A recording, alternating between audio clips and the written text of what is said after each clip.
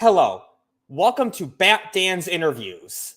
On this show, I will be bringing on guests to interview them about various topics. Tomorrow is a big trending day. Hashtag sells jail to Netflix. Hashtag sells Snyderverse to Netflix. So I will be bringing on the big man, the guy who is responsible for bringing hype back to DC again. You all know him as Skiiwalker Jedi. What up, man? Yo, much love, Bat Dan, for that awesome intro. That was amazing. I'm very happy to be here and be the first guest on Bat Dan's interviews. Thank you a lot, big dog. I'm actually tweeting this out right now that I'm on with you. Absolutely. We're about to get this word out, get everybody in here. Much love to Bat Dan and much love to Super Bro Corey too as well. You know I had to pull that comment up. I already know. I know why. What up, Law? Got Super Bro Corey, Cal. First time having live comments at the same time. So right, hey. Thank you all for watching my first ever live show. Much love to the chat. What's going on? What's going on?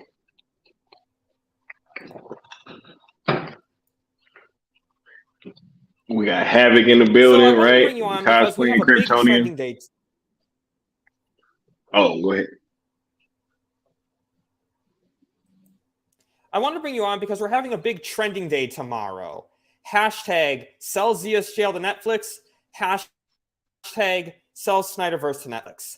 And I want to go over the whole hashtag, how it started, what it is, your whole journey in creating it, and the steps moving forward. So I wanted to start out by asking, what is this movement exactly for anyone who doesn't know? Yeah. So thanks for asking that question. I feel like this movement is really like the evolution of the Zack Snyder fandom, just in its latest iteration, right? I mean, before we were all kind of separate, right? We hadn't really found one another yet. We were, just enjoying Zack's films, right? And then once release the Snyder Cut happened, it kind of brought a whole lot of us together in a certain sense, right? And we all started to find one another. And so that was the first iteration of our movement, right? And then the second was restore the Snyderverse, right? After release, the Snyder Cut was successful.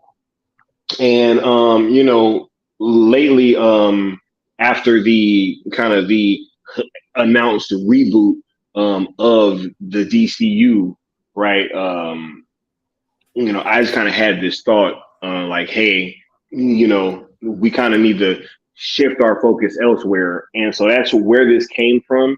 And so I would literally just say that, this is just the latest evolution of the Zack Snyder fandom. When it comes to, these online movements. Thank you. Thank you for going over the history and so what's the main goal? What is the main messaging of this movement? Oh man, the main messaging is for us to, go about trying to get this thing back in a positive manner and be recognized for that. Because as you know, Bat Dan, right? Throughout all these years of being a Zack Snyder fan, we've kind of been labeled as toxic bots, being impossible to please, and also been blamed for several box office failures from Warner Brothers and DC just overall, right? After what happened with Zack. And so with that being kind of like what our movement from the outside was kind of like known for, I thought it was super important to kind of have a positive twist on this one and to make sure that it stays that way because that way at least if we're going to go down on our own terms, right, which is being known for positivity and trying to support AFSP and things of that nature. So yes, I would say that is the main goal, is to get this thing completed and be positive while we're doing it. And I really like that because I think there's so much negativity associated with the past, with especially with all these boycott hashtags, and I love this one because it's just focused on just getting the conclusions of the story we want. We're not holding anyone hostage. We're not like saying other people need to stop what they're doing. We're just asking for a separate thing to be done. And that's why I really love you did something really great and like gave a realistic hope for the fandom. And I just kind of want to know, like, how long have you been a Snyder fan? Like, what got you into Zack Snyder's work? Oh man, I've been a Zack Snyder fan really since like Dawn of the Dead, but I just didn't know it yet, right? Like, because I didn't know this guy, like, man, when I saw Dawn the Dead, I was like, yo, this is like a really cool zombie movie, right? Because look, I like zombie movies, but that was one of the ones that definitely stuck out, right? It was like the kind of the quintessential zombie movie in a time where they were kind of at their peak almost, or thriving, should I say, right? Because this wasn't that long or before, I mean, after or before what's the 28 days later and all that stuff, right? So there was a whole bunch of zombie movies kind of in the ether around that time, and Zach's was definitely one of those ones that definitely stuck out. And so going from there on to like him doing 300, which really, I mean, when that happened, I was like, yo, this is crazy, right? That was one of the craziest cinematic experiences of my life up until that point. And so when I saw that, I was even more enthralled, and I was like, oh, so this is the guy that did, Dawn of the Dead, and going into Watchmen. That's when I was like, well aware of, all right, this is the guy that did 300 and Dawn of the Dead. Like, all right, cool. And, it just goes on, so on, and to so forth. And I've always just loved his visual style. I like his way of visual storytelling, actually using the frame to tell stories, as well as, not just dialogue or like actions, right? But the actual frame in and of itself, right? You could pause like any of his movies almost at any point, and it's almost like it's a painting pretty much, right? Or like with some fine portrait. And so yeah, I'm a huge fan of Zach and his work. And I feel like I always will be, as long as he's making movies. Same here. He's just, I got into him with Man of Steel, but I really just love, I love Army of the Dead. I know Army of Thieves wasn't directed by him, but still his universe, still his writing, just does so much great work. And, and then we got to like Man of Steel, which was kind of the start of like this new DC universe that he was building. What did you think when you first saw Man of Steel? Like when you saw that movie, what was your thoughts on that? Man, I was a huge fan of the Dark Knight movies, right? And so coming off of that trilogy, when I heard like, okay, there's gonna be a Superman movie, like not connected with Batman, but like in that same vein where it's like a realistic take, right? When I heard that, I was like, oh my God, that sounds amazing, right? And then when I heard, oh man, it's gonna be with Zack Snyder, right? The guy from, uh Watch Watchmen 300. I'm like, yo, this is gonna be the most insane thing. And the trailer had me enthralled. That very first teaser trailer, right? Oh man, I was all in. And I feel like that first teaser trailer was such a massive moment because we were all like trying to find out like what this movie was gonna look like, right? We're like, yo, like, um, what is this thing going to look like? What is it going to feel like? And that trailer just really gave us the feel of Man of Steel. And so going into the theater, I was super happy, and I knew it was going to be amazing, but I didn't know that I was going to enjoy it as much as I did. That third act is so crazy and so like it's almost like an anime fight from like Dragon Ball Z, you know what I'm saying? Like uh Goku versus Frieza or something, right?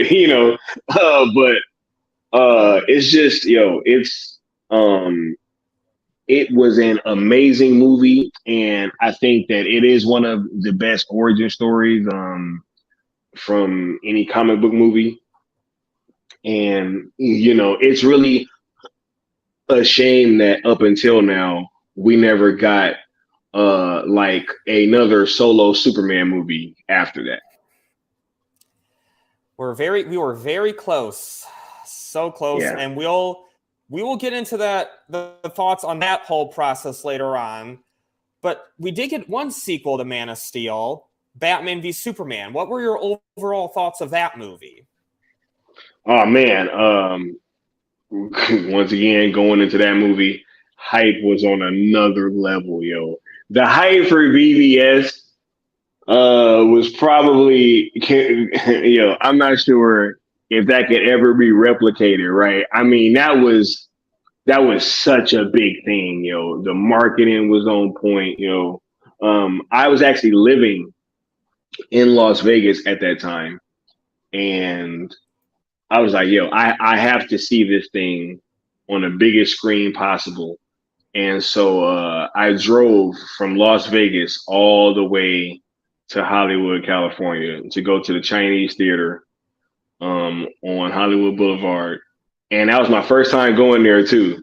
And it was funny because like that day I had such a bad day, like getting down there and getting over there, like literally everything else went wrong that day, right? And then we get down to the theater and they had the Batmobile outside, right? And I'm just like, yo, this is crazy. We go inside. They had all the suits there, right? They had the bat suit, the Superman suit, right? All this stuff. I'm like, yo, this is insane. And I'm just totally loving the vibe. And like I said, it was my first time at the Chinese theater, and that's where I go for all my IMAX movies now. But at that point, it was my first time, and it sits like 1,000 people pretty much. It is the biggest theater in Southern California, and so I'm in there. It's packed, yo. It's packed. Like there's not an empty seat in there, right? And the movie comes on, and like the crowd is rocking.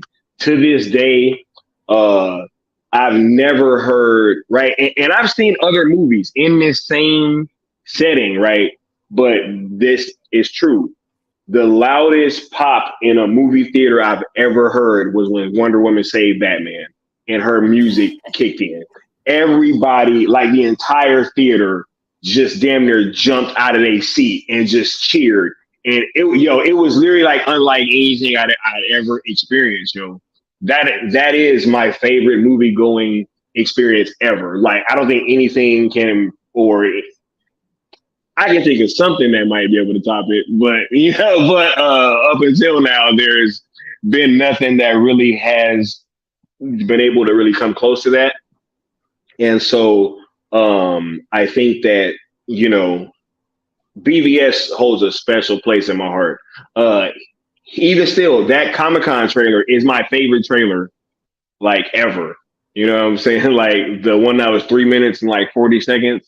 That's the only trailer that I cried on the first time that I watched it. 100%. Yo, the hype for BVS was just, yo, you had to be there. You had to really be there and like be engaged with it.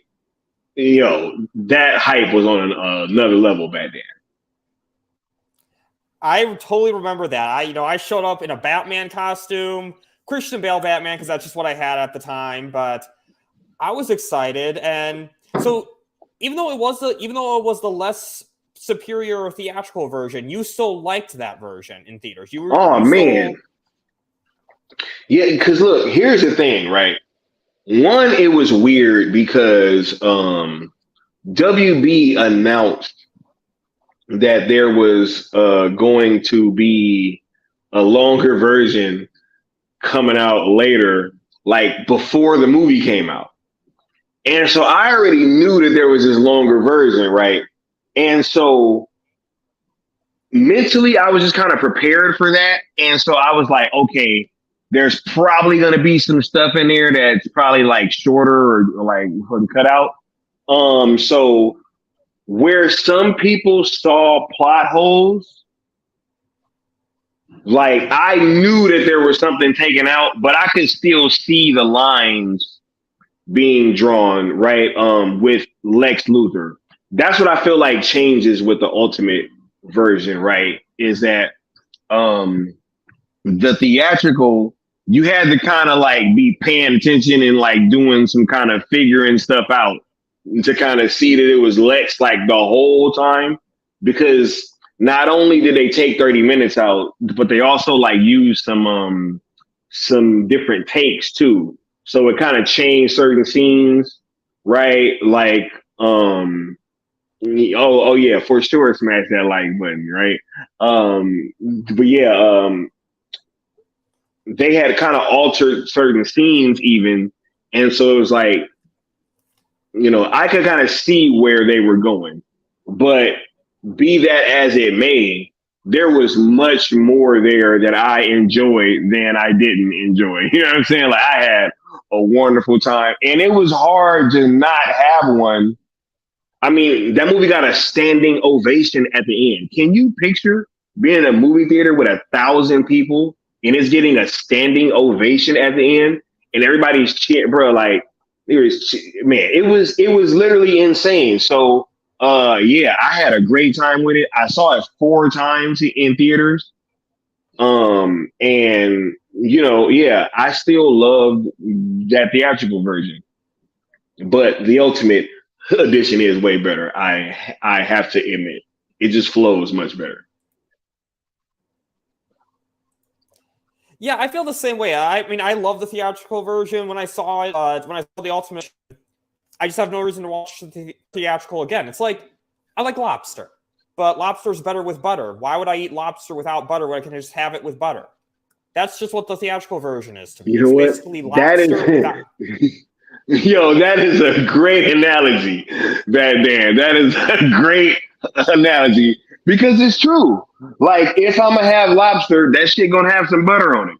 100%. 100% is gonna have some butter with it. Yeah, just it's so much better. No reason not to have it. And before we move on to, we are going to talk about that one film that shall not be named. But Corey had a question that I really liked. Was that your first film you saw in the Chinese theater? Yes, that was the first time that I went, and I drove from Las Vegas to Hollywood. How long of a drive is that? Like a little. It's usually about 4 hours from Las Vegas to LA, but since it was Hollywood, like yeah. Oh no, 100%, 100%. Like a little, yeah. But ours took a little longer because literally everything that could have went wrong that day, Bad Dan, on our way down there, it went wrong. Like we got up late, got out the house late, just everything. Like everything that could have went wrong, and I still went down there and had a wonderful time. So it really shows the power of that movie. Yeah, it really does, because no matter how much of a bad time you have, like that's the one film that can just make you forget all about that. It really, even the butterless lobster so managed that. So I just great film. And then we saw Justice League 2017. That had to be a good film, right? When you saw that in theaters, you Oh just my God. had to have loved that film. I say very Oh man. sarcastically. Right? That was another one. Went down to the Chinese theater. Hyped. I'm hyped, Dan, right? Because I'm like, yo, I really wasn't believing all the rumors about Cavill with the mustache and everything. Because here's why. If anybody remembers back during that time, anytime that there was like a DC movie coming out, right before it would come out, it was like some bad news every time, right? And sometimes they ended up not being true, right? Like there was rumors about Wonder Woman being bad before Wonder Woman came out, right? There were rumors about Suicide Squad, right? Which I mean, obviously now we know it. Since then, there there might have been some validity to some of those Suicide Squad ones, but the movie was still pretty decent, right? And so, with these kind of rumors not really panning out the way um, that people were trying to make it seem like, I was like, ah, man, there's no way they're gonna reshoot and redo these movies in 5 months. There's no way that they're gonna No. have Cavill with a mustache and they're gonna digitally take it out. Ain't no way, right? Like that's what I kept thinking, and yeah, and so hype, man. I was undeterred. I went down to the Chinese theater. I was super lit, super excited, super ready to go, and I sat down, and I'll never forget this feeling because it just sunk down in the pit of my stomach. Dan, right when I saw Cavill's face in the very beginning of that film, it literally hit me like, oh shit, it's all true. I was like, it's all true. And I knew I was like, yo, this is about to be some bullshit. You know what I'm saying? Like literally, and in the very first scene, showing his face on that cell phone recording, I was like, yo, it, this shit's all true. And then yeah, so just watching it, I could tell that some of it was Zach's, right? Because I'm like, there's no way that Joss Whedon would just do something that cool, right? Like that whole Flash scene with him fucking tipping the sword back, right? It's like, bro, there's no way that that's Joss Whedon, right?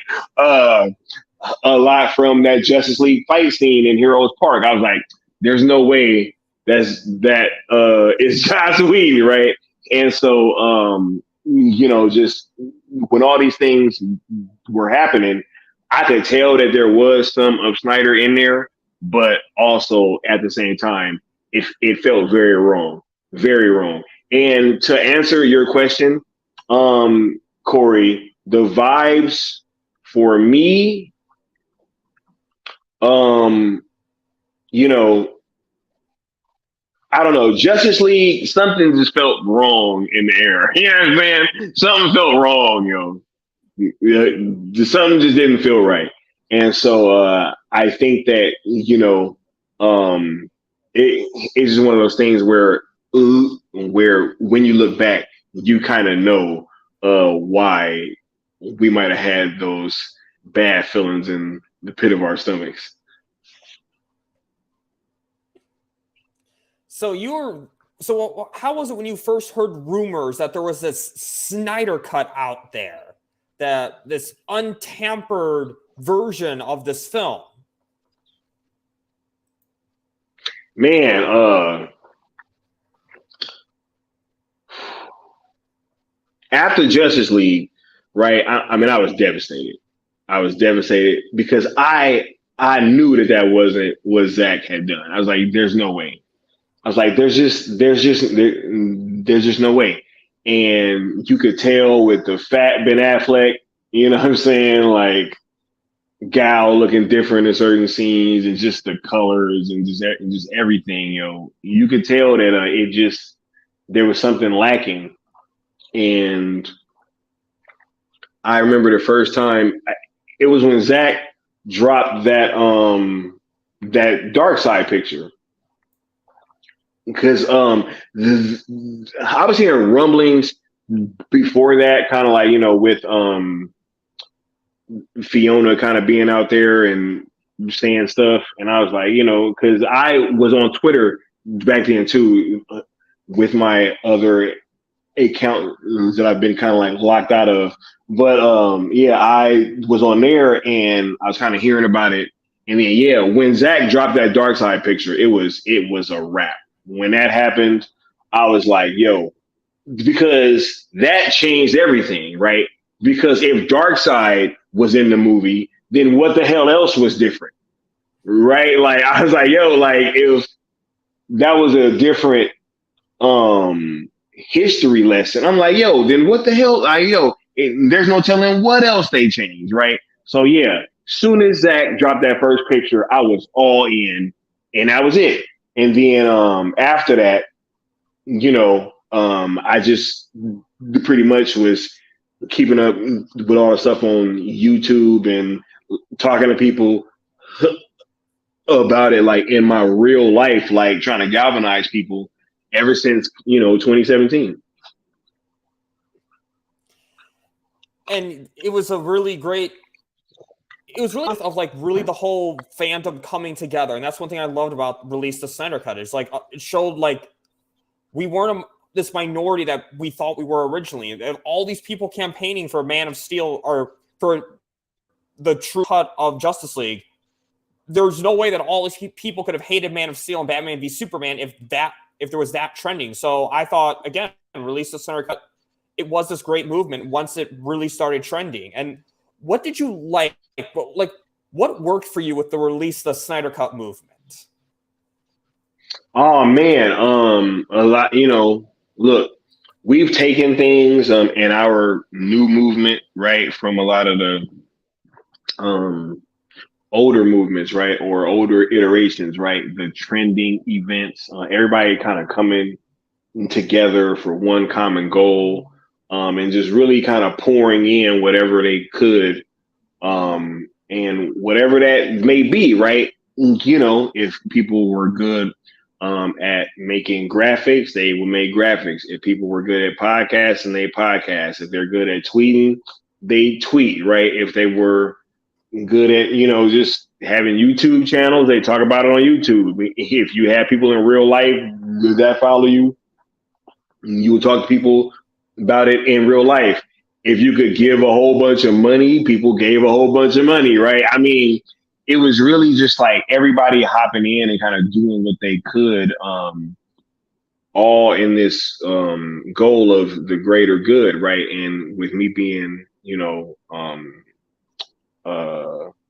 a veteran and stuff like that, right? I love when people are able to work together, and having that type of energy actually it attracts other collaborative people, right? When you have people that are all working together for a common goal, other people that may see that, they might not even know what you guys are talking about, but they can just see, hey, these people are all working together towards this goal, and they could actually get on board that way, and then maybe they could have something to offer that nobody else would, right? So it's really important to keep working together, and just trying to push this thing, or whatever, as far as you could possibly take it. And that's why Release the Snyder Cut kind of clicked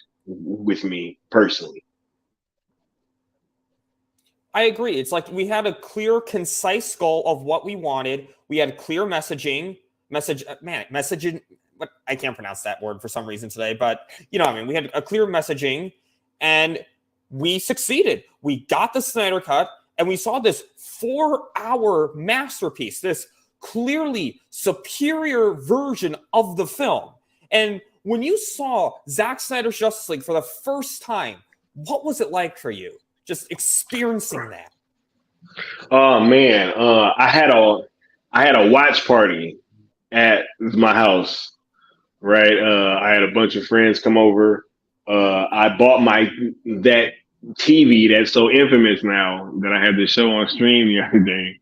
I actually got that TV for ZSJL. My speaker system, I got that for ZSJL. No, like I literally was like, yo, there's no way that I'm not watching this thing, you know, like, cause it didn't get a theatrical run. Right. And so, you know, as I just said earlier, I love going to like the Chinese theater and everything. I love doing stuff like on like a grand scale. And so I was like, yo, I'm about to hook my TV situation up. I'm about to get the speakers ready. And yeah, I had a bunch of friends over, and we had food and popcorn, snacks, right? And we was all in here, right? Literally like where I'm at right now.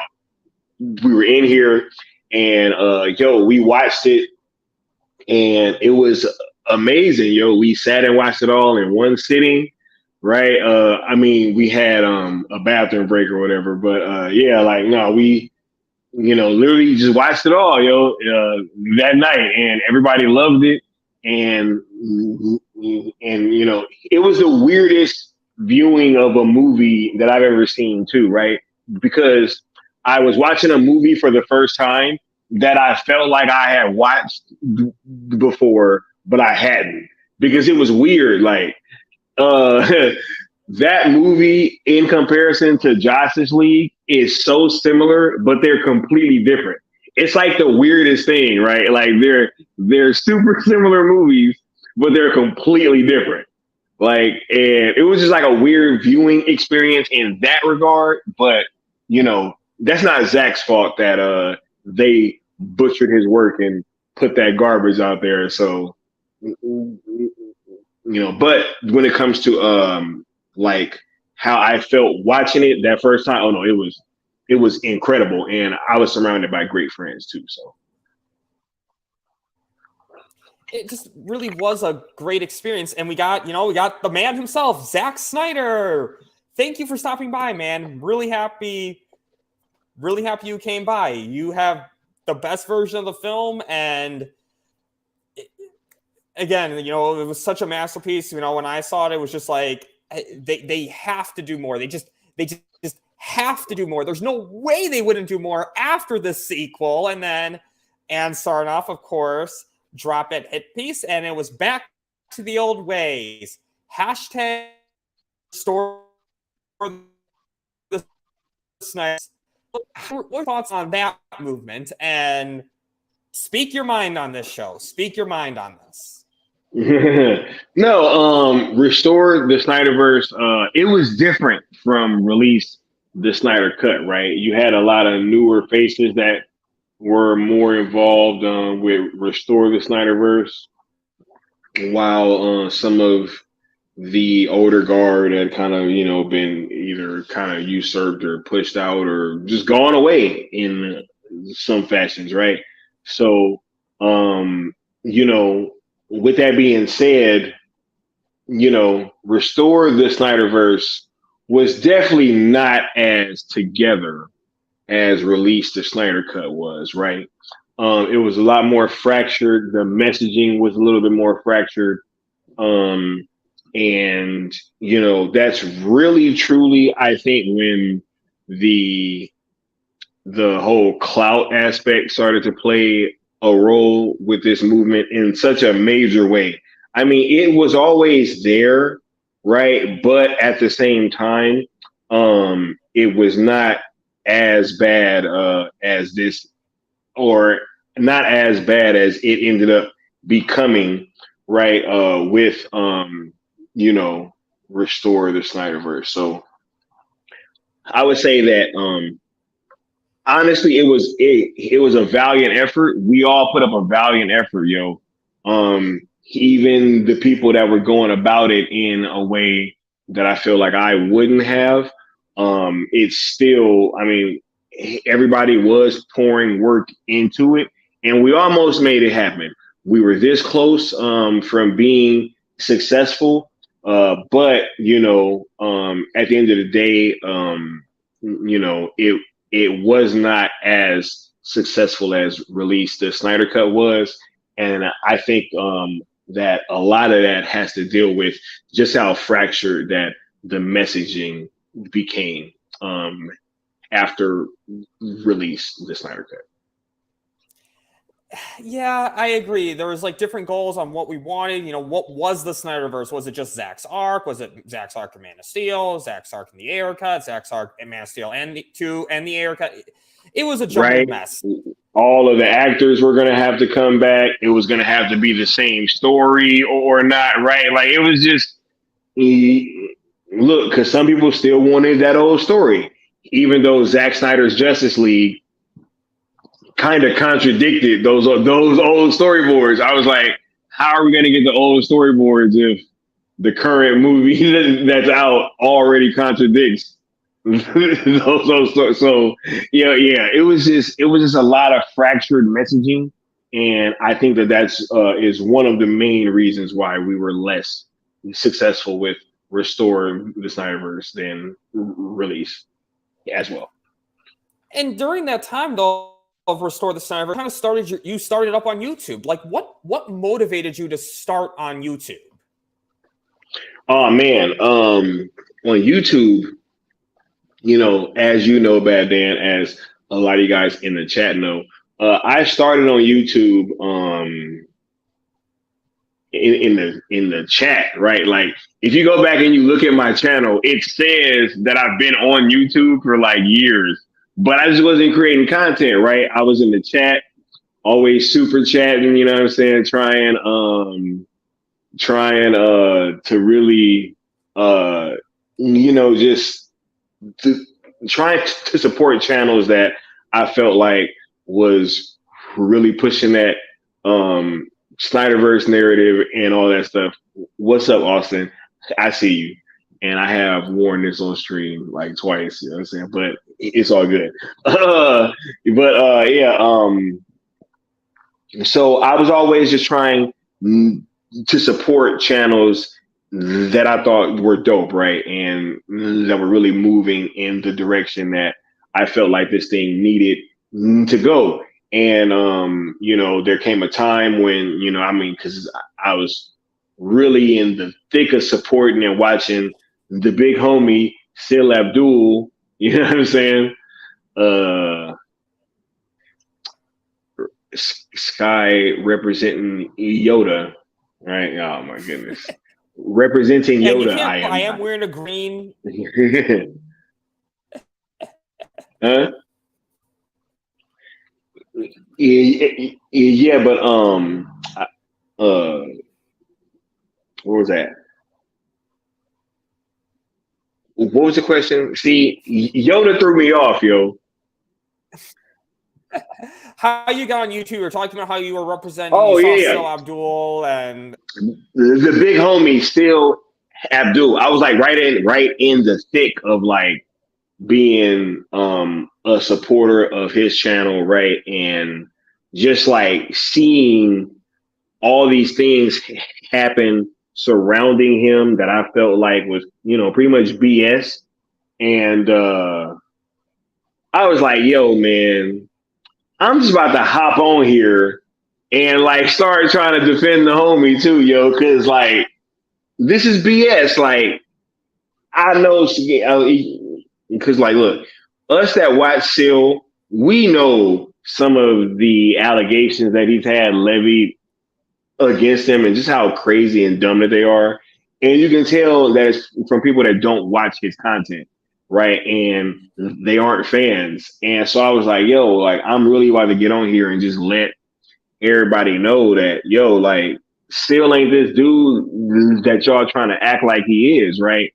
And so, that was like a lot of my early content, right? And he even still to this day, I'm still like, you know what I'm saying, one of the watchdogs of Still Nation, right? Because you know, things were really weird around that point. And so, yeah, I just started making content, talking about DC topics and stuff, just walking around on my lunch breaks.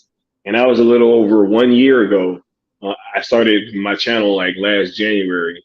And yeah, you know, ever since then, we've just been kind of trying to grow. And, you know, I've been trying to use my platform to help out people that I think are dope too. So, yeah, being on YouTube's been pretty cool. You can't lie. And I really loved your channel when I first saw it. I just loved, like, from the very beginning when you did your short form content, just walking around to what you do now. I just love what you do. You just talk about stuff. You call out the BS. Like, that's one thing I love. There's because this is what annoys me. It's like, we just want to see movies that we love. That's all we want to do. We're not asking for, we're not trying to go after people. We just want to enjoy what we want. And if you're not interested, just leave us alone. We don't, I mean, for example, like, here's my biggest issue. I don't care about Legends of Tomorrow. I don't care about that show. But I've never, ever would be like, hey, screw Legends of Tomorrow. I don't care about that show. I just don't talk about the campaign. I don't look at it. I don't, because I just don't talk about what I'm not interested in. Simple as that. Yeah. And yeah, I agree. So so I'm going to ask you one Star Wars question in this interview tonight. Just one. And it's going to be your name.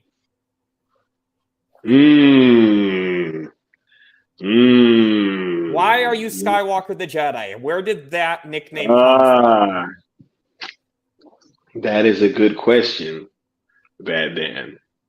Okay, so Skiiwalker the Jedi has actually been my nickname for like a while, right? It's been my Instagram handle for a while. People have called me Skiiwalker. There's 3 reasons. I can go into 2 of them on camera. One, I'll probably tell you off camera, but I can't say the third one. But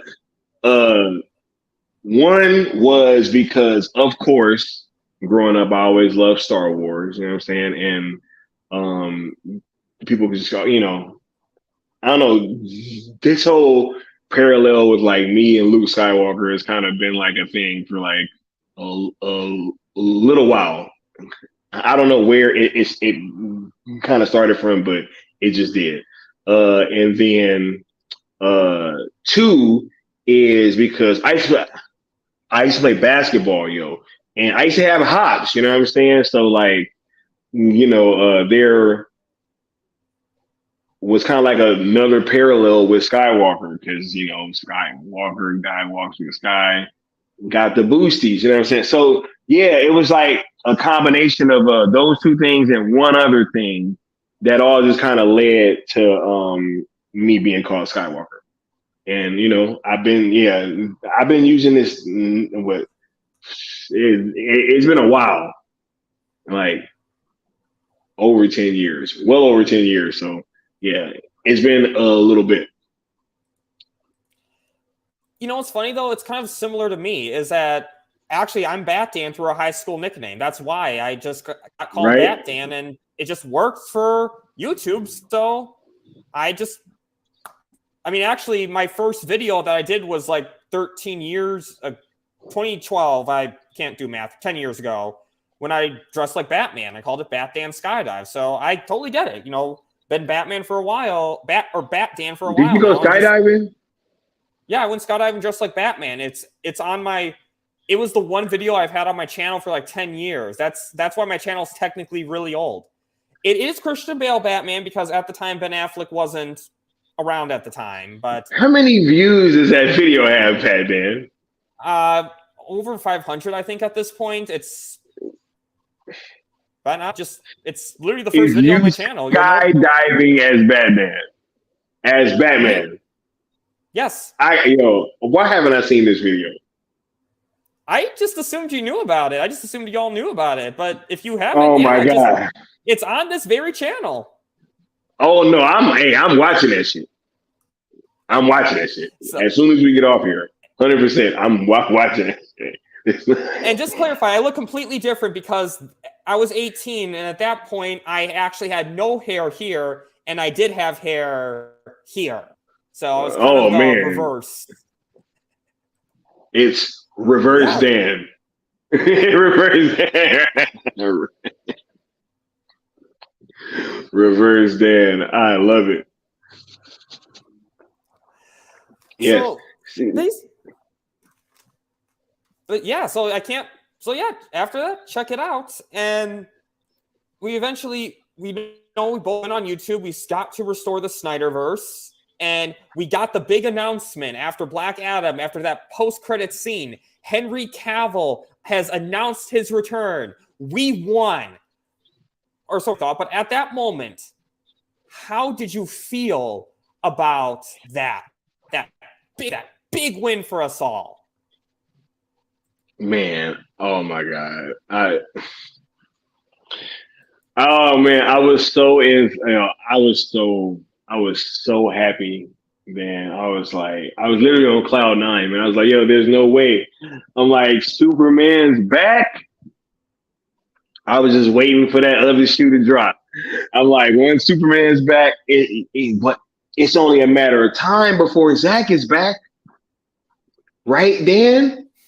Ain't that what the logical thought process would have you think, right? Like, yo, okay, Henry Cavill's coming back.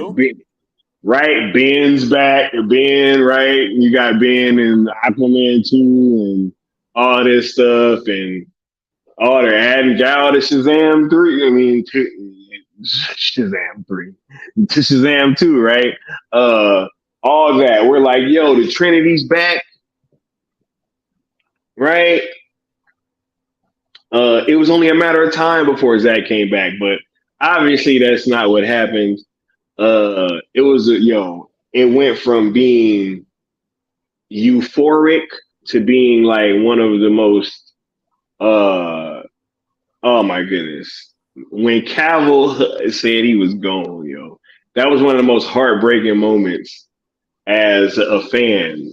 You know what I'm saying? And so, just having that happen so close to feeling like we won, it made it worse.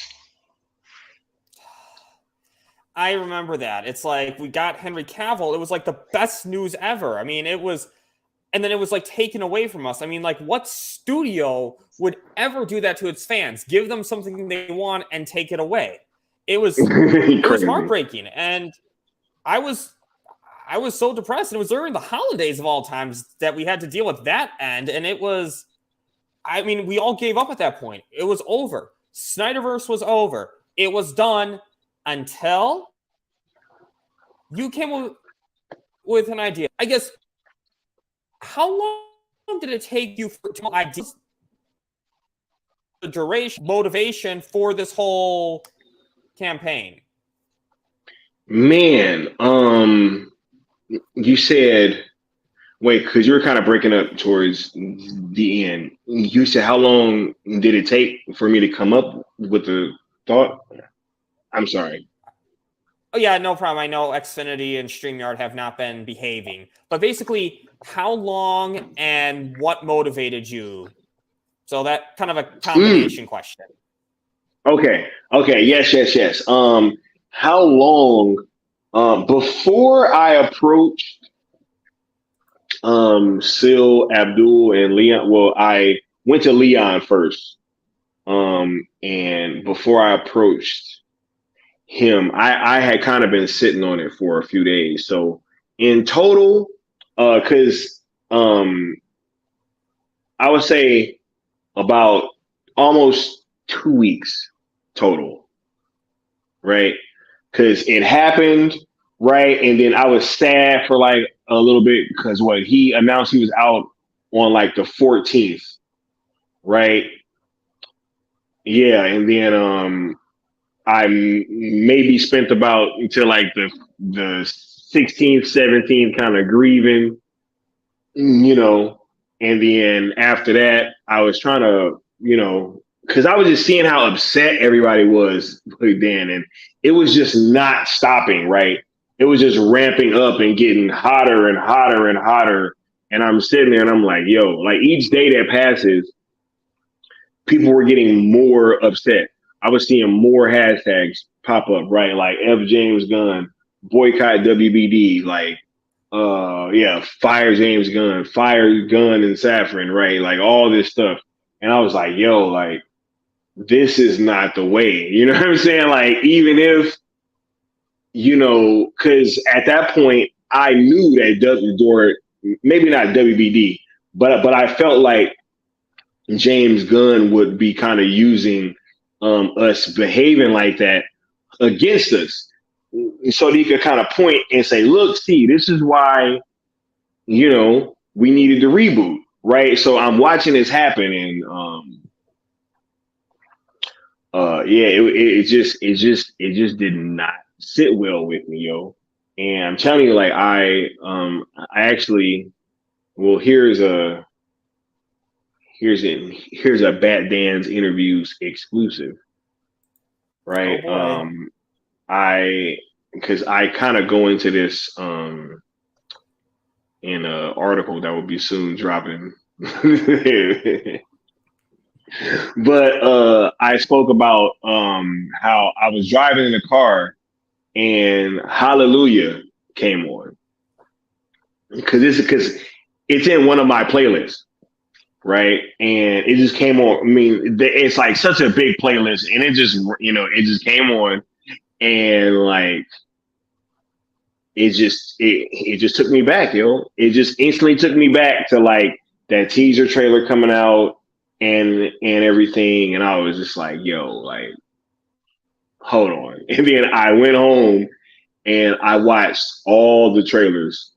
I watched all of them, and I watched the ending to the Snyder Cut, and I was like, yo, like this cannot be the end. I was like, it can't be the end, yo. It can't.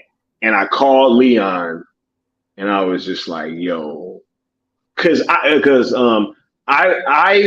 hadn't kind of like verbalized what I was thinking yet, but I was just kind of going over things, and I was like, yo, like this can't be the end, right?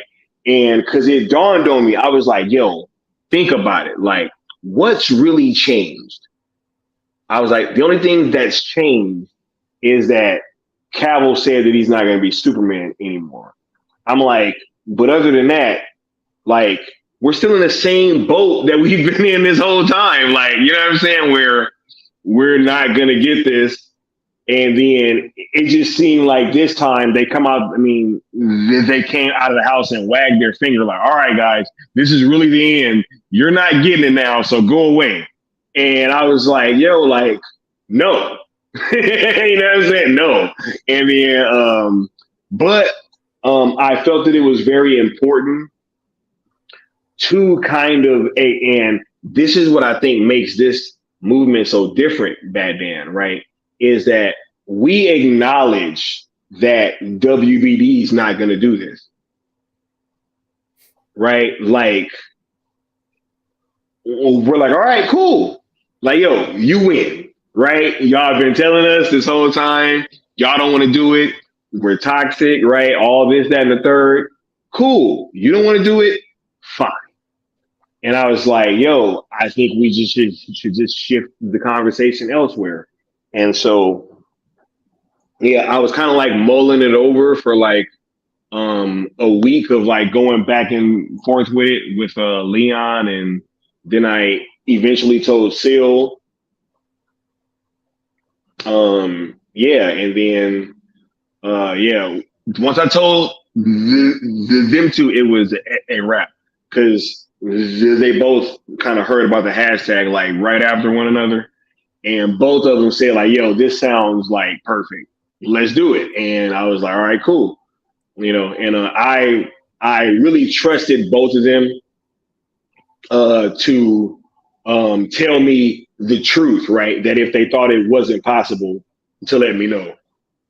and I I could bank on that they both would do that, and they both did. And you know, because I was kind of nervous about what Steele was gonna say. I'm not gonna lie. I was like, yo, he could just tell me like, yo, this ain't gonna work because of this, and I would have went ahead with it, and I wouldn't have I would have either brought it up and just kind of tempered my expectations, right, or I might not even brought it up at all. But luckily, they both could see the vision and they thought it could work, and so that gave me all the motivation that I needed to really kind of push forward. And it was a really good campaign because I feel like, and look, I was guilty of this too. I was all hashtag fire James Gunn, boycott WBD. But really, that strategy was what I call an Ant-Man 3 strategy. It wasn't a strategy for us to win. It was a strategy for both of us to just lose. And that just wasn't going to work. So that's why I loved your campaign, because it was an idea for us to win, a realistic way for us to get what we want, to license this off to a third party since WBD is not going to do it. And it was a really good campaign. And it was the thing that gave me hope. And it's why I love this campaign so much. It really feels like the next right step. So that's when you came up with the Sell ZSJL to Netflix campaign. But there's another hashtag that goes along with it. Hashtag Sell Snyderverse to Netflix. How did that come aboard? Yo, that was a clutch move. That was a clutch play from the homie Leon of the New Geeks, and as you guys know, one of the cool table members and part of the Trinity, the hashtag sales ESJL Trinity, right? Yeah, yo, I had the idea for the first hashtag, right, and he at that same time, Leon saw something that I didn't really see, right? He saw a vision, right, of a future where there were going to be all these other hashtags used with that one, right? Or people trying to attack that hashtag for some reason. And he was like, yo, he just added that second hashtag in that very first tweet, right? And it really ended up being like one of the most important moves that I think that this campaign has made, right? Is having that second hashtag that really encompasses everything else that we've been asking for in terms of like other projects.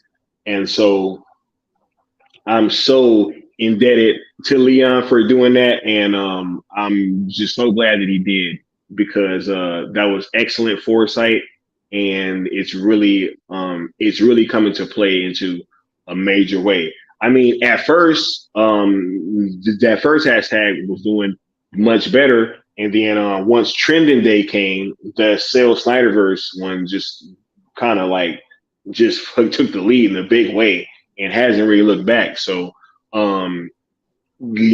but we're still using both, you know what I'm saying?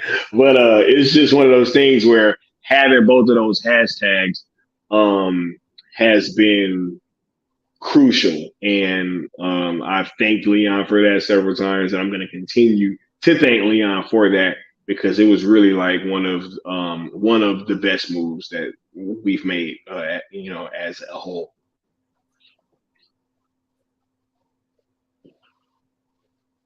And I love it because because I mentioned earlier, one issue I had was that with too many hashtags, make the Batfleck movie, release the Air Cut, make Man of Tomorrow, too many mixing of hashtags. Whereas Sell Snyderverse Netflix, it covers it all, and it follows the two hashtags rule. So that was a really good move by Leon. So that actually kind of leads me to something else I want to ask about. So you and Leon are part of a trinity of people really leading this movement. So I wouldn't feel right if we didn't talk about the third member of the Trinity, Snyder Queen. What was her big, like, how did she get very involved in the movement? Sammy,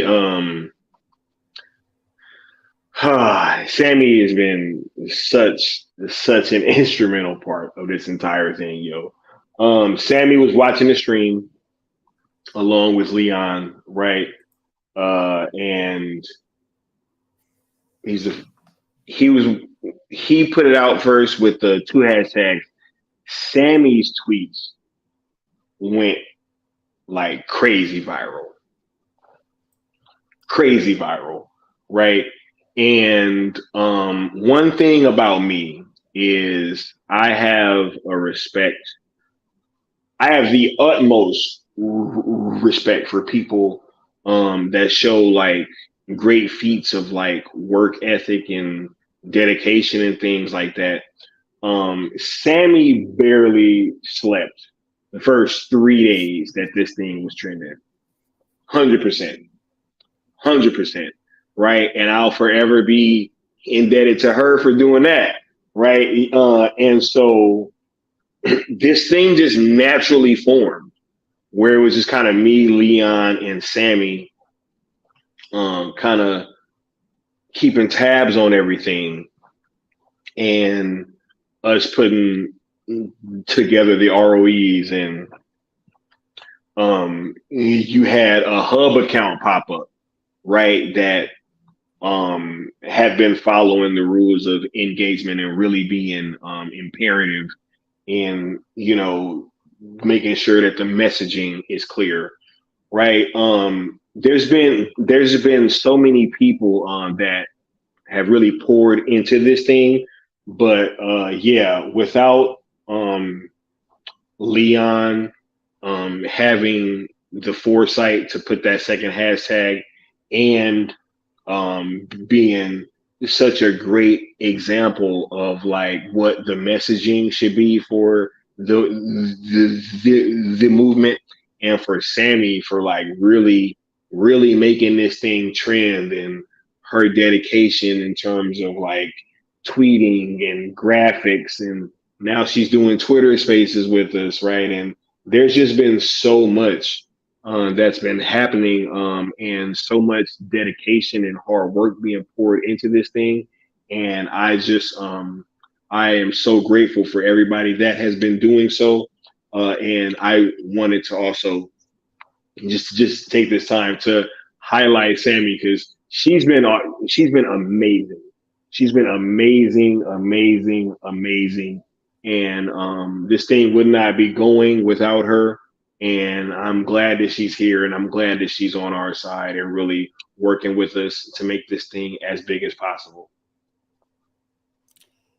And I really am so appreciative of how much Sammy Snyder Queen has really like promoted this. And, she actually got acknowledged on Tyrone Magnus's channel through, I guess, technically viewing that movie channel video, but that was huge. So Snyder Queen really stepped up a lot and helped this movement get out there. And there was no way I could do this topic and not bring her up at all. Like, you, Leon, and Sammy really are the Trinity. You really are the Superman, Batman, Wonder Woman of this movement. And just really thankful how much you guys have really stepped up and really spearheaded this new movement. So I guess, why does this need to be a new movement? Why can't this just be the same Restore the Snyderverse movement? Why call it a new movement?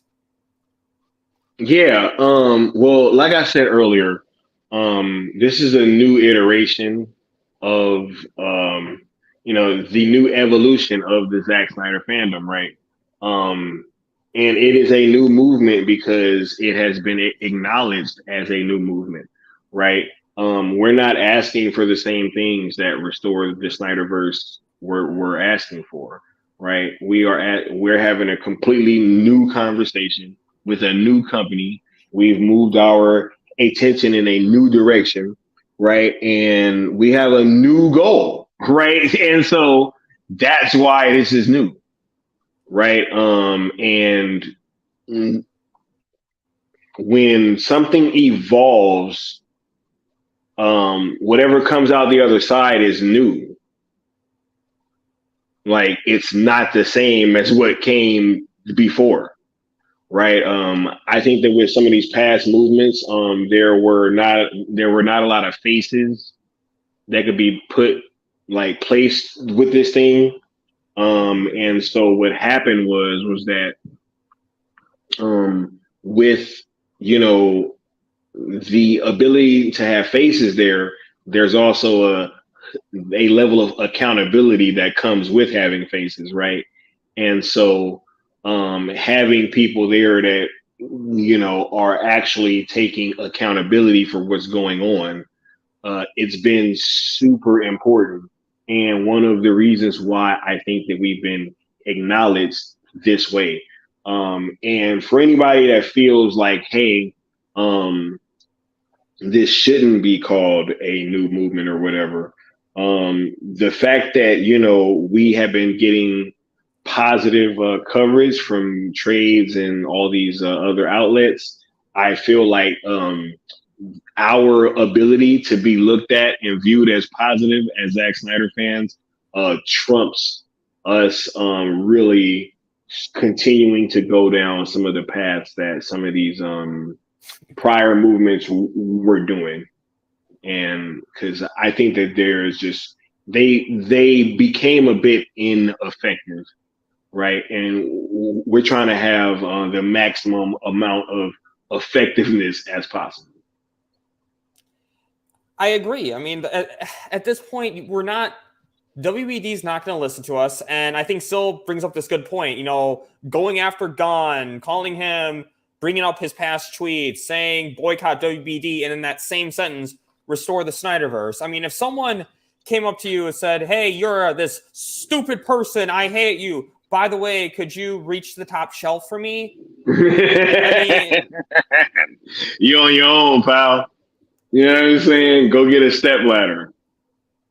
And that's basically what they're doing. And it's not, that we're asking I like this positivity that this really generates. And we're going to get to the whole trades thing. But before we kind of fully transition to that, what are the main things? You touched on this a little bit, but any extended thoughts, like what are the main things you want to do differently than the Restore the Snyderverse movement?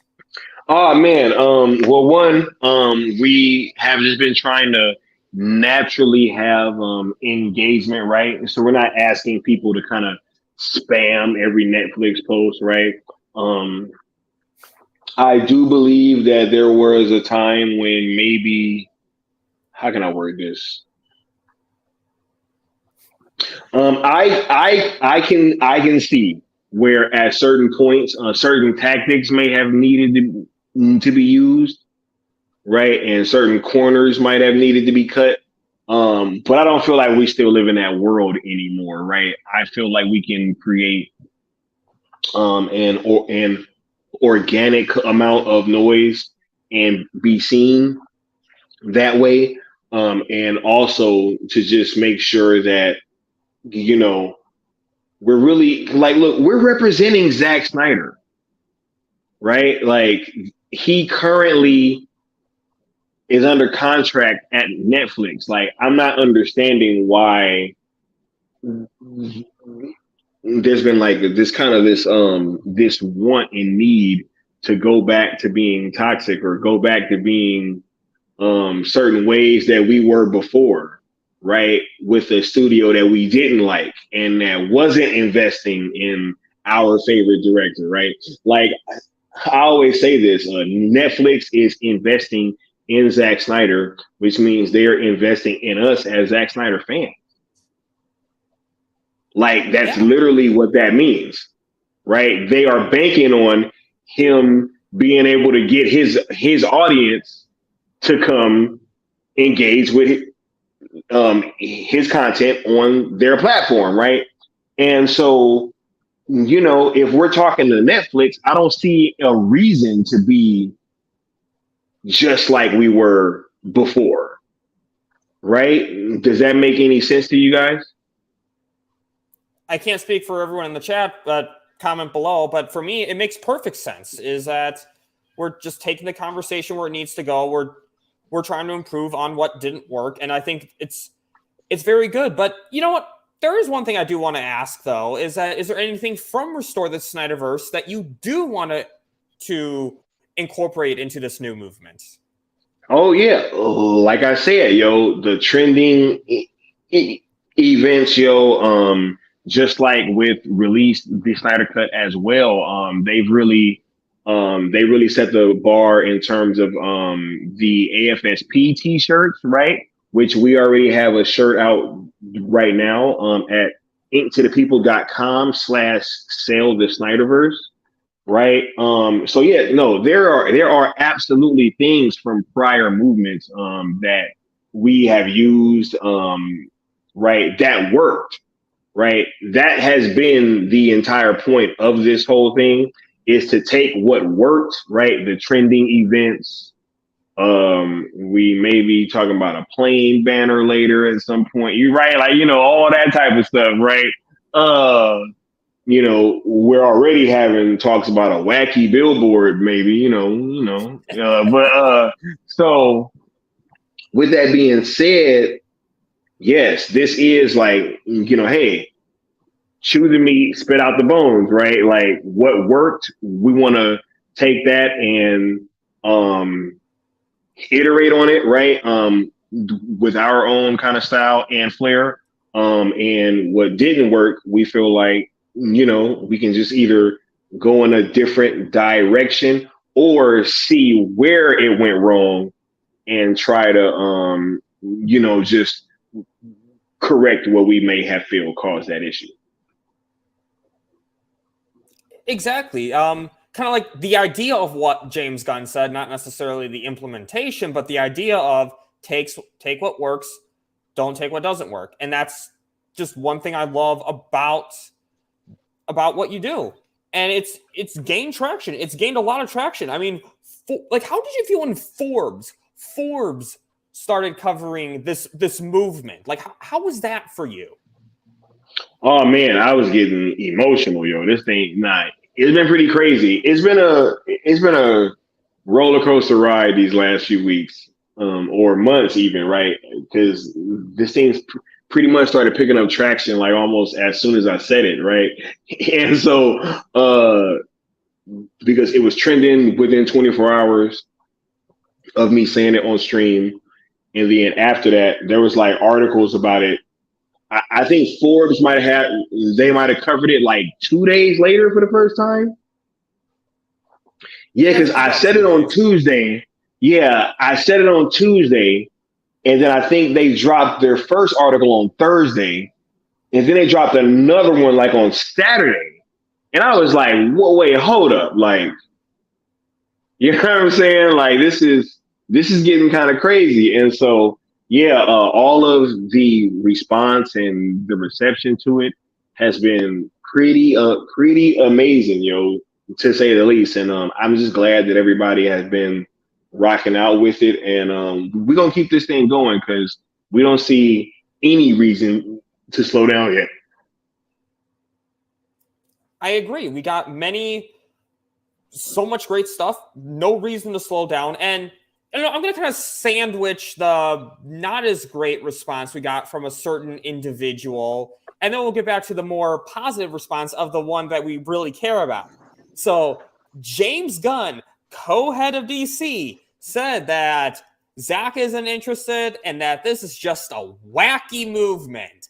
How was that when James Gunn brought that up for you? Were you down in the dumps? How did you react to that? Hilarious to me because James Gunn didn't comment on our movement until after I went to the Stone Quarry in my Superman costume, like you guys see, like right here, right? When these pictures started coming out, that's when James started, oh, hey, yeah, this is the wackiest hashtag. I'm like, bruh, we know you've seen some wackier hashtags, James Gunn. We know you've seen some wackier hashtags, bro. Like, so, no, I thought that it was hilarious. And yeah, it just really showed that we were bothering him. because even with all that he said, he wrote, I think it was like 2 long tweets about it, and neither one of them said anything. Yeah. They didn't ask him like they would ask him, not David Zaslav. We all know they'd ask Zaslav, not Gunn. He over here speaking for Zack Snyder, right? I mean, it was just silly even on his face, right? Yeah, it was just silly even like on his face, and so I never paid any mind to it, and it didn't like. I really just got a good laugh out of it, honestly. Good. I mean, that was the right way to approach it, because the reality is, of course, James Gunn doesn't want it because he's worried it will outshine his DCU. But James Gunn, on the off watching, I do just want to kind of say a quick something to you. We don't want Zack Snyder to be the only DC. We just want to see the proper conclusion to the story that we all love. You, as a creative, can understand that. And quite honestly, if we get our story, we're more receptive to other stories out there. And if you're worried about competition, here's the reality. We're still going to compare it no matter what, even if we don't get anything else, because Man of Steel, Batman v Superman, and Zack Snyder's Justice League still exist. So just keep on. So just let us do our thing. Focus on what you're doing. Everyone can be happy. Just wanted to get my little rant out. And we got a celebrity in the chat. Mikey Sutton. Oh, yep, that's what he'll do. He'll definitely speak for Skiiwalker in the chat. He said, Mikey said next he'll speak for Skiiwalker. Yo, he gonna be like, look, y'all. I talked to Skiiwalker, right? He said that he's not really interested in this thing going over to Netflix anymore, right? That's what he gonna say, right? And we're all gonna say, no, bro, we don't believe you. You can call him out. Let him know, Mikey. You can. James Gunn lied. That was the headline of my last video. That was hilarious, Mikey. He did. He lied about Zach, lied about Ben. I mean, he said Zack Snyder's not interested, yet he's liking posts related to the movement. 9 posts. Yo, and he just announced, and he just announced SnyderCon, right? They was trying to. Don't do that, Mikey. Mikey, don't do that right now, bro. Don't do that right now, Mikey. Is he dropping bombs to you backstage? Is he dropping bombs to you right now? Oh my god. Oh my god. Yo, this guy, man.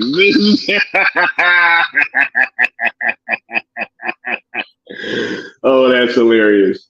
This ain't even a bomb. This is like a bourbon bomb. But it's hilarious. It's hilarious. Oh my god, that's funny. That's funny. Go ahead though, Dan. Oh man.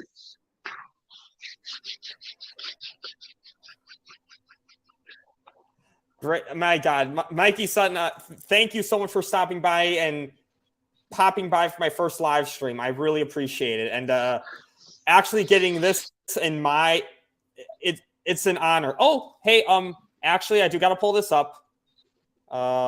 This one right here. Oh my god. Okay. Real quick. This is hilarious. Oh my god. But yeah, Bad Dan. Look, we are winning right now, and we're going to continue to win. This movement is doing great. It's getting hella traction, and we just going to keep going forward. And we're not stopping. There's been nothing that has happened that has shown us that we should be slowing down.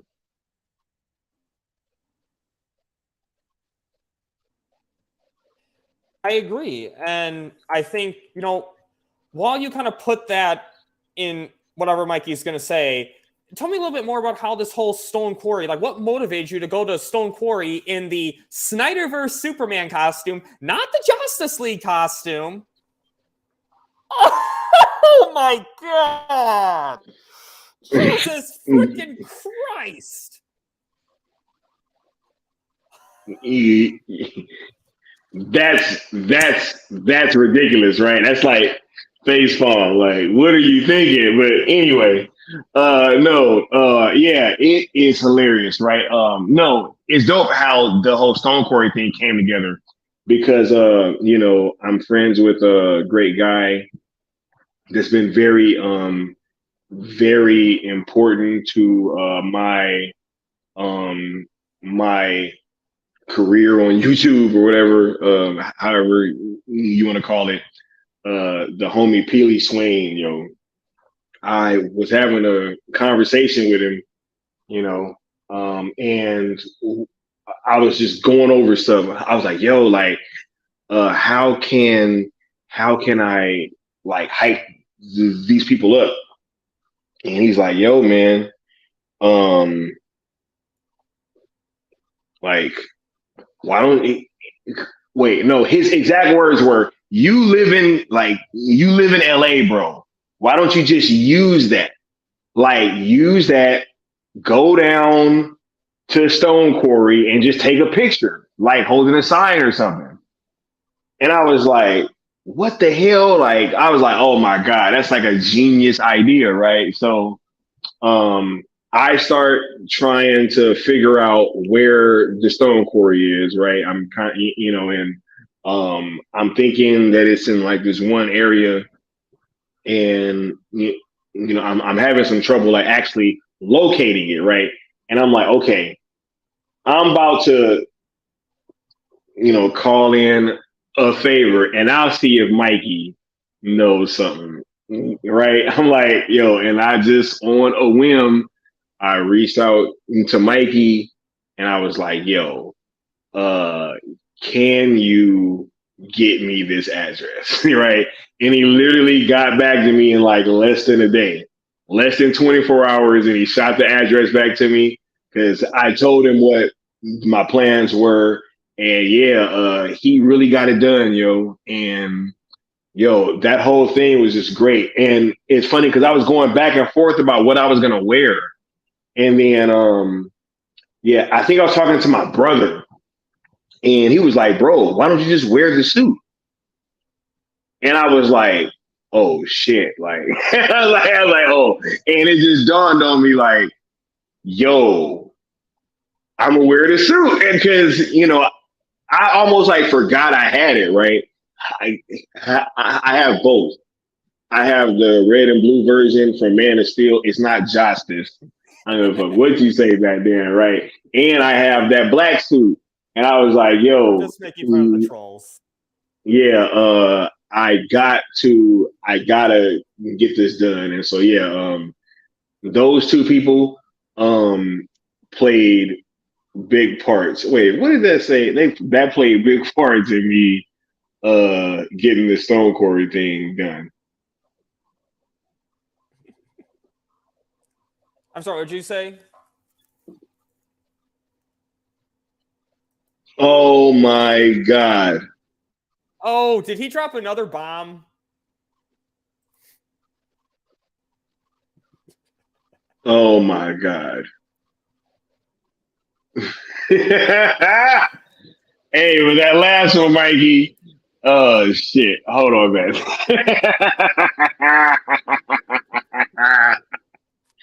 Yo. Oh boy. Right.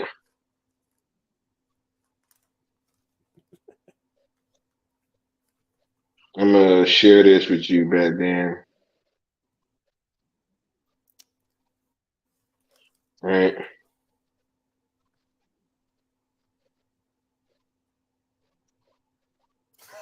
Oh my. Oh Jesus. Oh.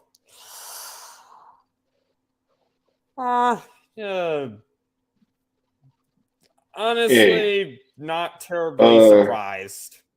Hey, but check this one though.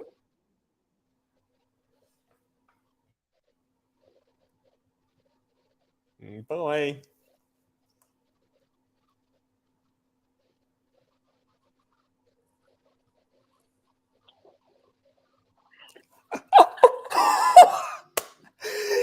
Yeah. Yeah, right. So it's like that's what I'm saying. So I was like, yo, that last one, that's where it's at. You know what I'm saying? That's all that matters, right? Yeah, Yo, this is dope, yo. and so I guess when Zack Snyder liked your post, nine. I don't know if we got to that. Mikey Sutton came in afterwards, so well, like, how was it when Zack Snyder himself liked your post? Or like, Man, or look, not the post, like the trending events. no, man, look, yo. I think, and this is just what I feel. I think Zach is rocking out with what we doing, yo. I think Zach is rocking out with what we doing in a big way. And it's huge to me, man. It's huge to me. Like, y'all don't know. Everybody in my personal life knows how much I love this dude's movies, yo. They all know. Everybody, they're like, oh yeah, Eric, and you know what I'm saying, that damn Snyder cut, the Snyder stuff. Zach this, you know what I'm saying? Zach that, right? And it's just, look, it is what it is. I'm unapologetically a Zack Snyder fan, and with that being stated, starting this hashtag movement and kind of like having Zach rock out with it in different ways, like liking the hashtags, and I think he's done more than just that. I think he's done more than just like hashtags. You know what I'm saying? I think a lot of things have been kind of happening, and to show little subtle ways, like, hey, I'm rocking out with you. So I'm super happy, and I couldn't really appreciate this whole thing happening more. It's a huge deal for me, and it's an honor to know that Zach is rocking out with what we doing. 100%. I agree. I mean, at the end of the day, we're doing this for Zach. We're doing this for Zach's story. So it's important to know that he likes it. And this isn't nothing. I mean, he literally liked the trending event. So we're doing, it shows that we are on the right path. And I have some more this is kind of a two-level question. One is, okay, so let's say that there was some deal. Let's say, and for now, I'm just going to say Zack Snyder's Justice League 2 and 3. I know it could be a series, one movie, whatever. I'm just going to say 2 and 3 for now. 2 and 3, and the Air Cut. We'll say the Air Cut, it's filmed. I'm not entertaining not getting that one. Let's say there was a deal that we got those 3 movies, and we could get one more project with those Snyderverse actors. Only one more. Okay. So, Justice League 2 and 3 and Air Cut, right? And it's one more movie that we're going to get. Probably would have to be a Trinity movie then, for me. If it's only going to be one more, right, then I would love for there to be one Trinity project, and that would be it. Because it's like, I don't feel like I could pick between just, it's like, look, how do you pick between getting, or for trying to do Man of Steel 2 and the Batfleck movie? Right, like I wouldn't feel comfortable making that choice, right? And it's like, yeah, I would think that the best way to kind of combat that would just be, all right, let's do a Trinity movie then.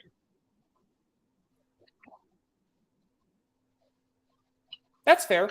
Completely fair. And so now I'm going to go on the other end. So now this is where you can be slightly greedy here, okay? You can be slightly greedy. Okay. What would you consider your perfect restoration of the Snyderverse in terms of movies? Like, if you got these movies, you'd be fine. Nothing else. Okay. Great question. Justice League 2 and 3, Air Cut, off the rip. Superman sequel, Batfleck movie, and I think Wonder Woman 3 should be the Trinity movie. So like you could probably even freak it that way, right? So that would be it for me, and then I'd be happy. Well, how can we have Wonder Woman 3 if we haven't even had Wonder Woman 2 yet? You know, I like throwing shade at that movie. That other. Look, you just gotta make it a Trinity movie, yo. That's the only way to save it. You know what I'm saying? Like that's the only way to kind of save it, I think.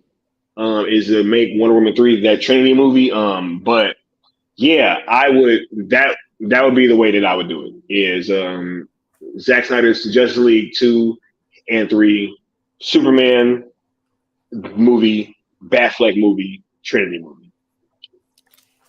And what are your feelings about people asking for it all? Do you feel people should ask for it all, or do you think we should only ask for a little bit? I feel like everybody should ask for whatever they want to ask for. I will let Netflix figure out what they can afford. Right. That's up to them. But haven't you seen all these Netflix accountants on Twitter? I mean, I didn't realize Netflix has so many accountants, but Netflix they have thousands. They have thousands of CFOs, right? They have thousands, right? Because everybody, we've all seen Netflix's books, right? You know what I'm saying? And we all know exactly what their profit margin is, right? You know, it's like, it really doesn't make any sense when you really break it down and think about it. But, you know, with that being said, that's why it's just important for us to kind of stay the course and to make sure that the messaging is being kept like on point. So since you talk about messaging, I guess kind of real, you know, depending on timing, but I'll say this, kind of go over, what are your reasons for your rules of engagement? Like what made you why are each of these rules of engagement so important? Like each one of them. Great question, right? Well, rule number 1, be positive, should go without stating, right? Because I actually said it earlier. We are talking to Netflix, the current home of Zack Snyder, right? So why would you take toxic behavior or ineffective behavior over to his current home? Doesn't make much sense to me, right? And as I said earlier, you know, the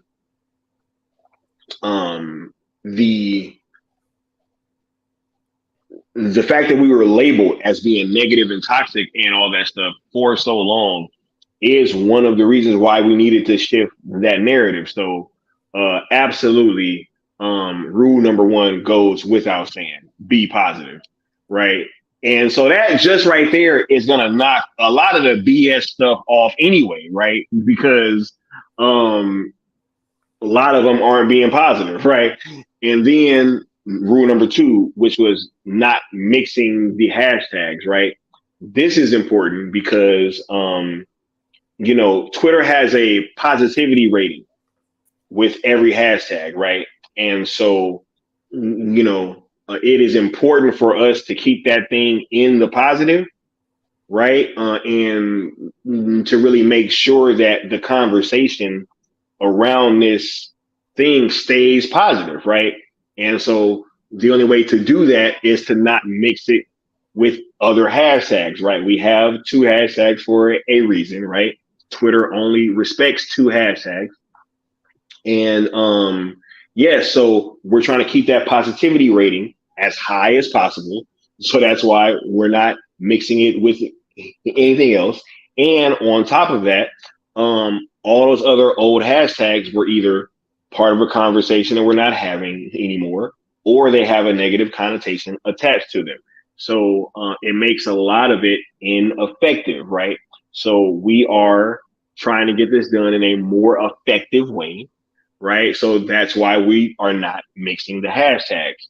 Rule number 3 is we're not tagging, mentioning, quote, tweeting, responding to, replying to, or anything like that, James Gunn or anybody over at WBD. This is a new conversation that we're having with Netflix. And it only makes sense for us to have a new conversation with the new company.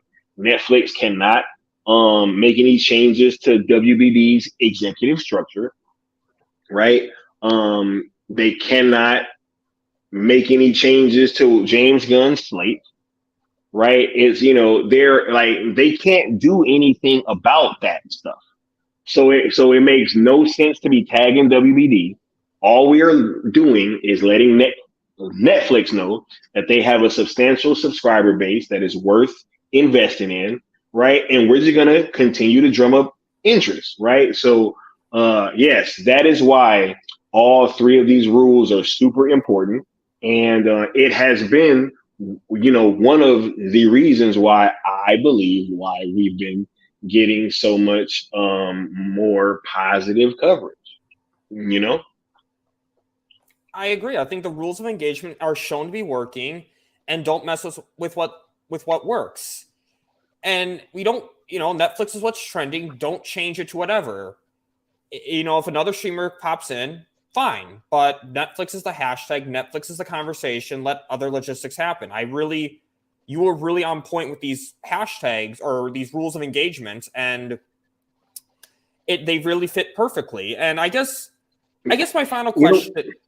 Wait, and that's actually funny, Bad Dan, right? Because if you really think about it, right, we should just be rolling with what's working, right? I mean, think about this, right? Because you have people that, it's funny because when this thing first started, first people were saying that it was stupid and it wasn't going to work.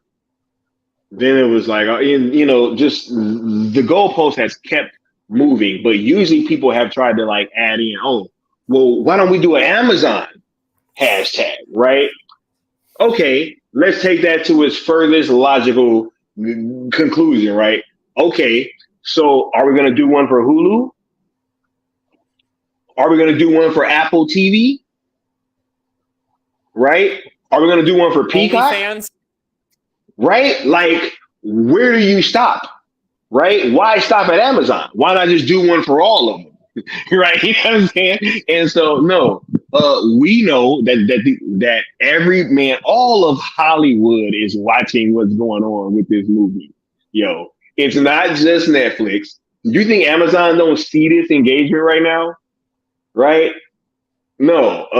So if anything, I'm questioning why some of you guys are so adamant about switching the hashtags. You know what I'm saying? Like, is Amazon paying y'all? Like, no, I'm just saying, like, yo, we're focusing on Netflix for several reasons.